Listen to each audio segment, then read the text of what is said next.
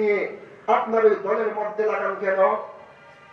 এগুলো হলো গিয়ে নাস্তিক, মুরতাদ, ইহুদি, খ্রিস্টান বেঈমানদেরকে খুশি করবার জন্য এক শ্রেণীর 5টা আলেম, সরকারের দালালেরা, এক প্রকার সরকারের দালাল 5টা আলেমেরা, তারা আমাদের রাজনৈতিক দলকে শক্ত করবার জন্য সাধারণ জনগণ, আম মানুষদেরকে তাদের দলের মধ্যে উদ্বুদ্ধ করবার জন্য আল্লাহর কোরআনের এই জিহাদের আয়াতগুলোকে নিয়ে তাকরীর করে নাস্তিক বেঈমানদেরকে খুশি করবার জন্য আল্লাহর কোরআনের আয়াতগুলোকে বিকৃত করে দিচ্ছে।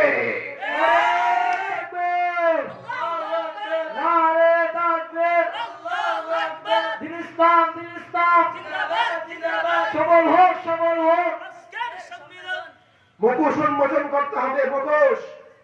এরকম দালালদেরকে আমরা দেখতে চাই না। কথা বলবো ইসলামের জন্য।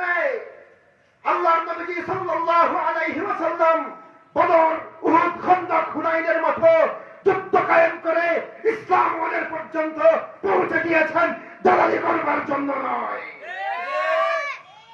বুখারী শরীফ সিনার মধ্যে আছে, কোরআনে কারীমের ইলমে ওহী আল্লাহ পাক রব্বুল আলামিন দান করেছেন। এজন্য এ কারণে নয় যে কোরআনে কারীম বিক্রি করে কোরআনে কারীমের আয়াতকে আমি বিক্রি করে মানুষদেরকে, জনগণদেরকে বোকা বানায় খাবো। এজন্য আল্লাহ পাক রব্বুল আলামিন ইলমে নববী, ইলমে ওহী আমাদেরকে দেন নাই। মুহতারাম হাজিরিন, আয়াতের পরের অংশ কোনো আলেম তেলাওয়াত করতে চায় না, কারণ আয়াতের পরের অংশ তেলাওয়াত করলেই ধরা খাবে।